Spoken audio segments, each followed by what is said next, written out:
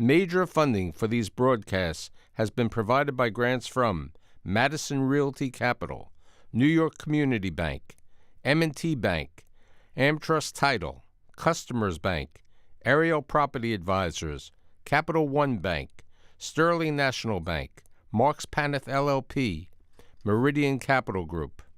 Additional funding has been provided by grants from Amarant Bank, AVR Realty Company, Bank of America Merrill Lynch, Briarwood Organization, B6 Real Estate Advisors, CBRE, Chase Commercial Term Lending, Chase Mortgage Lending, Citizens Bank, Collins Building Services, CPEX Real Estate Services, Douglaston Development, Levine Builders, Flushing Bank, Friedman LLP, Handro Properties Handler Real Estate Organization, Hodges Ward Elliott INC, Investors Bank, James D. Kuhn Real Estate Institute at Syracuse University, John Catsimatidis Red Apple Group, Kilroy Architectural Windows, Matone Group, Newmark Knight Frank, Optimum Window Manufacturing Corp., People's United Bank, Rockefeller Group, Rosewood Realty Group, RPW Group, SJP Properties, Stonehenge NYC,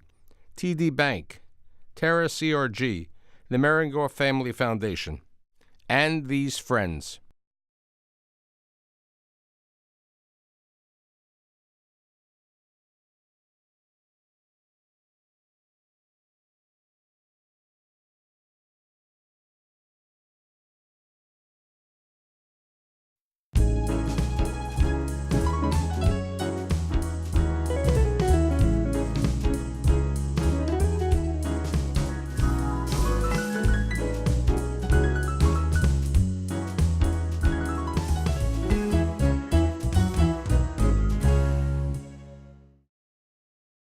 Connecticut, Sunday afternoon dinners with the family. Working in a restaurant in Connecticut. Hawaii, cruise ships, the French Laundry, Per se, Gramercy Tavern, correct. Many places, the Lincoln, and currently, you tell me the place, there's Benno? Yeah, currently we have on 27th Street between 5th and Madison, Leonelli Focacceria, Pasticceria, Leonelli Taberna, and then Benno, our fine dining restaurant. And I have Jonathan Benno today to talk about his life. So tell me a little bit about your father's side and then your mother's side. I grew up in a small town in Connecticut, Southbury. My father's family, primarily Eastern European and Southern Italy. And then my mother's side of the family, French Canadian from Prince Edward Island, and we believe German. How'd they end up in Connecticut? I think they were drawn to the Prince Edward Island side of the family came to Boston area first, and then down to Bridgeport. The men worked in factories, the women worked in textiles. They were all seamstresses. Seamstresses, right. My father's side of the family, Newtown, Danbury area, construction, truck driver. So tell me about you growing up in Connecticut. Because you said to me you went to public school originally, and then you and your sister went to parochial school. Right. When we were growing up, Southbury was all working class families and farms. My father was a carpenter. My mom had a lot of different jobs over the years. She put herself through school, got all the way up to a master's in American history. The remainder of her life, her professional life, she worked for the Social Security Administration. Now, you'd mentioned to me when we got together about the Sunday dinners, which had an effect on you becoming the CIA, becoming a Michelin-rated chef, and so on. Yeah, I think that was my first introduction to food, camaraderie, family, hospitality. My father's side of the family, my grandmother, was really the cook in the family. Our house, usually, or another family member's house, depending on the occasion. I remember 8, 10, 12 people coming over. You know, it was usually a smaller group every Sunday, but of course, holidays and birthdays and celebrations. So, but it was family style, right? It was a family Yeah, style. everything was, the house that I grew up in, our dining room table, large table, was kind of just off of the kitchen. So the kitchen and the table were really one. When I was a teenager, I really didn't know what I wanted to do. I knew that I didn't want to go to college right away, and my parents certainly weren't going to gamble and send me to college and hope that I find my way. So when I graduated from high school, I had the opportunity to take this incredible adventure. That was the Kenya trip? I went to Kenya for 3 months. You know, that was really my first glimpse of the world outside of Southbury, Connecticut. How did you end up in Kenya? It was a program called Operation Raleigh, which was very similar to Outward Bound here. This particular program combined outdoor adventure activities along with community service. So we did a lot of trekking and mountain climbing and, you know, camel hikes across the desert. But at each stop, there was a community service element where we would help. So then you come back, you're 18 or 19, I think. I was 19 at that point. What happens then? You don't know what you want to do. Something came up with Hawaii? Yeah, I had a friend that I finished high school with who grew up in Hawaii and said, you know, why don't you come out for the summer? My mom said, you know, you could stay at our house and, you know, see how you like it. So what happens when you enter Hawaii? I mean, you got a job in food service, right? I got a job in food service. My friend's mom, as it turns out, still does have a large PR firm in Honolulu where she does PR and marketing for hotels and restaurants. So one of her clients was the Hard Rock Cafe, and she was able to get me a job there with my limited restaurant experience. And what do you do at the Hard Rock Cafe? You're I started making a ton of salads. This is 19. I mean, Hard Rock was not known for their quality food. Well, it was quality hamburgers, chicken sandwich, salads. I mean, right, for the fast casual. Yeah, it certainly wasn't. I mean, it wasn't fast food. Right. It was good diner bar food, really. Right. So you're at the Hard Rock. Yep. And then what happens? Because you said you went to another place. Right? I worked at the Hard Rock for about a year and a half, and then wanted to see more, or I should say learn more. And I got somehow I got a job at a restaurant called the Black Orchid, which, to really put a timestamp on it, the investors in that restaurant were a lot of the actors from Magnum PI. So now it's 1990. And what does the kid then decide? It's time to come back and get an education in this? After a year at the Black Orchid, I had an opportunity to get a job on the cruise ships that circled the island. There was 2 of them, the Independence and the Constitution.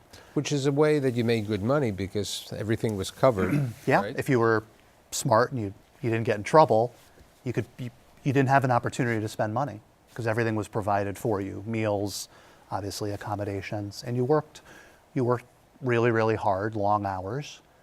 It was a 3-month commitment. I saved all my money, and then unfortunately the Gulf War started, and then no more cruise trips. People stopped flying, traveling long distances. I got laid off. You know, I was in Honolulu with no job, no place to stay. But I had a pocket full of money from the cruise ship. So I called my dad and said, Dad, you know, I'm going to move home. And he asked me, well, yeah, when are you thinking about doing it? And I said, well, right now. And I flew home, got a job, saved a little bit more money, and went to the Culinary Institute of America in Hyde Park. So let's talk about your experience at the Culinary Institute, because You were Greenbrier during one program. Yeah, I started at the culinary probably 91 or 92. I did my externship down at the Greenbrier Resort in West Virginia. Which was a great experience, you told me. It was a great experience. It was a look inside an operation that I'd never seen. I mean, the cruise ship was a big operation. The Greenbrier is a really big operation. And I was lucky enough to be there during its heyday. Incredible quality of ingredients. You know, there was a fine dining restaurant. There was a kind of a, I mean, it was a lodge. major resort with lots of opportunities to learn different markets. Yeah, there were tons of things going on down there. You graduated Culinary Institute when? I think I graduated in 93. So at this time, 93, you're 24 years of age. You've Yeah, had experience on the cruise ship, you've had experience in Hawaii, you've had limited experience in New York. What happens now? When I came back from the Greenbrier, that last, call it, semester or two of school, I got a job working for John Farnsworth at the Mayflower Inn in Connecticut. And when I graduated from school, I was working there trying to figure out my next move. And it was John that he really encouraged me to get out and see something different. New York still scared the hell out of me. I wasn't ready to move to New York. So I moved out to San Francisco, a city that I had never been to before. Right, I didn't know anybody. So how did you decide San Francisco? That was when, well, before certainly, but, restaurants like Chez Panisse and Stars and Bradley Ogden and Michael Mina and George Marone at Aqua. There were all these exciting, different restaurants for someone that had been so New York focused. I knew all the fine dining restaurants in New York. You hadn't worked there. I still wasn't ready to work at any of them. So I moved out to San Francisco and I got a job in the kitchen at Aqua. And how long did the job at Aqua? I worked there for about a year and a half. And then one of the sous chefs said to me, John, it's really time for you to move on. You've moved through the stations here. I really think you should go up to Napa and you should talk to. Now you were going to the graduate program, going to Napa. I didn't know it at the time, and nobody really knew it at the time. The sous chef Mark LaRusso said, you should really go work for a chef I used to work for in Los Angeles. Thomas Keller is going to be opening. So Thomas, he was a Los Angeles chef before he went to Napa? Before he went to Napa, yes. It was New York, by his own admission, hard times, Los Angeles, some success, and then hard times. So when had he opened up the famous French Laundry? I believe it opened it's coming up on 25 years. So I think it opened in 94. So were you with him at the beginning of the opening or just? I trailed up there shortly after it opened. So what was the French Laundry when it's opened? 24 seats or? The main building where the dining room is really hasn't changed significantly in size because it's a landmark building. Right. He's been able to expand on add on to it. Right. But the dining room is, although it's been redecorated many times, is about the same size as it always has been, maybe a little bit larger. So how long do you work with Thomas at the French Laundry? I got there about 6 months after it opened. He offered me a position. Worked there for a year. And then I decided, okay, I'm ready to move to New York.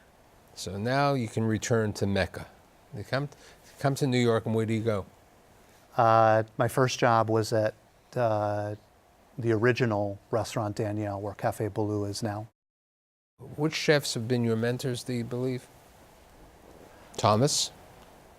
I mean, I've been lucky to learn,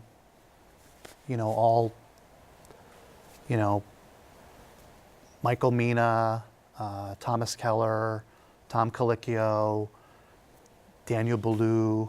I learned a great deal working at Patina, about how to run a business. Right. So you're at Danielle, okay, the original Danielle. Yep. And how long do you stay at Danielle? I wasn't there for very long.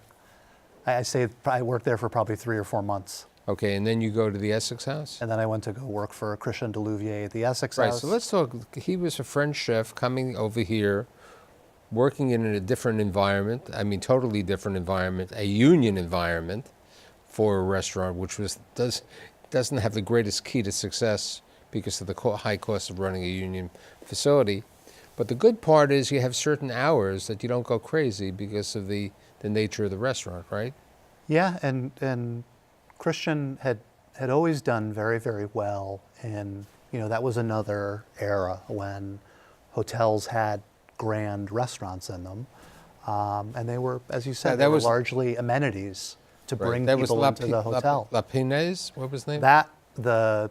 The restaurant in the Essex House was Les Celebrités. Right. The restaurant in the St. Regis was L'Espinasse. Right. And there were many other examples of grand restaurants in hotels. So now you have your experience, you're gaining experience, and what happens now? You say, where do I go next? And then I landed with Tom Colicchio at Gramercy Tavern. Right, which was a great experience for a couple of years. It was, yeah. I worked there for 2.5 years, and then I reached that point that a lot of cooks reach, I think, where you're done. I don't want to say done with the apprenticeship, but you've worked as a cook for a number of years, and then you're really ready to make the move to become a sous chef and a manager. So where is your opportunity? That opportunity didn't present itself at Gramercy. It did present itself with Tom's new restaurant, Craft, right. Working with Marco Canora. So you go to Craft, and then there's how do you now get back to go to the French Laundry? There was probably a full-page article in the New York Times. I remember it very well. It had Thomas Keller and Jean-Georges standing, kind of looking at the construction site that is the Time Warner Center with hard hats on, announcing this restaurant collection. And Time Warner Center restaurants opened up in 2004. Correct. So this is probably about 2002, because then I went back to the French Laundry to work for 2 years to get ready for the opening of Per Se. So what did you do? What did you gain going back for your second time at the French Laundry? I went begrudgingly. I didn't want to move back to California. Yeah, but that was the deal. Thomas was. That was the deal, and in hindsight, it was the only deal. It was really the only option, because not only did I kind of get back into the culture, understand the recipes, get to know the members of the team very, very well, but all of the design meetings, all of the construction meetings, Thomas wasn't going to fly to New York every time there was a meeting, and I wasn't going to fly to Yountville every time there was a meeting. So to have us in the same place at the same time and bring in the consultants is how we, designed and planned that restaurant. Created as a secondary image of the French Laundry? But in New York. Right. So basically, Per Se was the creation of Thomas and you and the other people who work with him, of the French Laundry opening up in New York, in a totally different type of environment, being in an enclosed mixed-use shopping center, right. Office complex, totally unproven at that time. People were saying, would people go to a building where the restaurants are on the 3rd and 4th floor? It was without windows in most cases. It was a difficult decision. But the related companies and Bill Mack made the decision, and the Time Warner Center was very successful. So when do you start at Per Se? We opened in 2004. Right.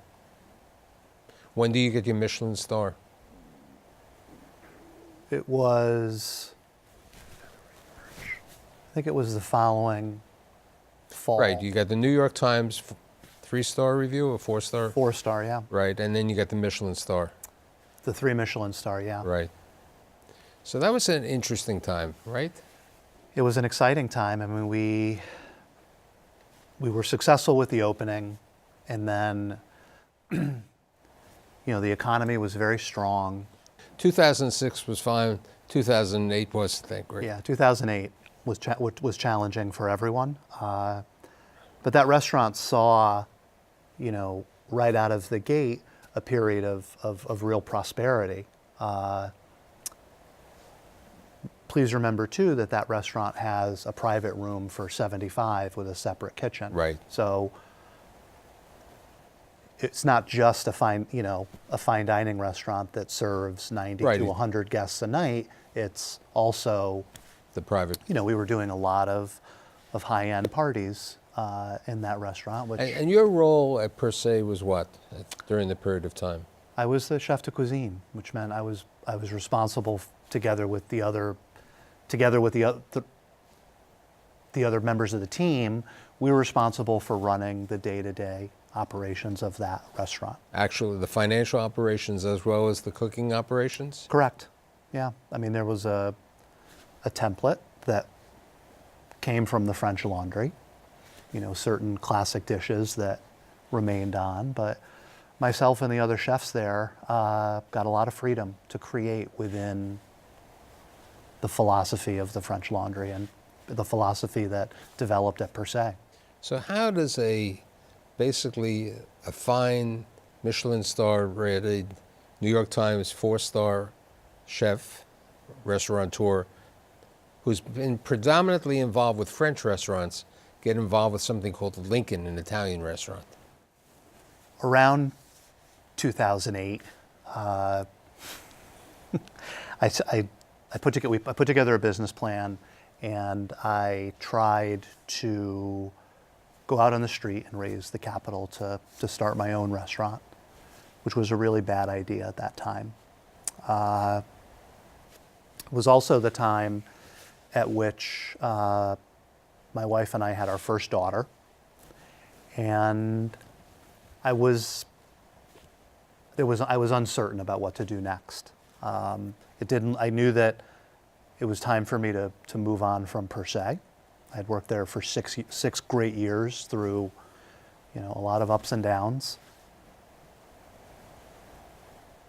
I wasn't ready to leave Per Se without a concrete opportunity. Right. And then Patina Operations decided to build this beautiful restaurant on Lincoln Center called the Lincoln. Yeah, and then I was introduced to Joachim Splichal and Nick Valenti.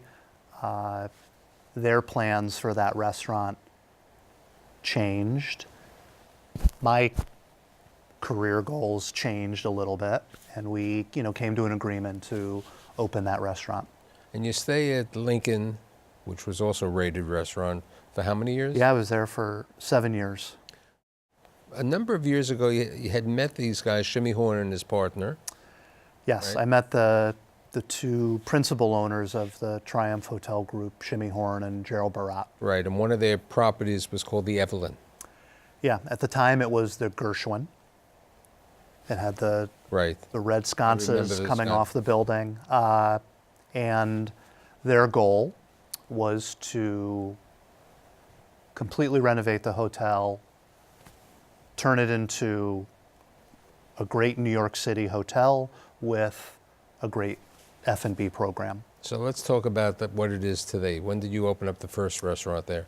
I mean, you have 3 parts. Correct. So we opened Leonelli Taberna, the casual Italian restaurant, last June.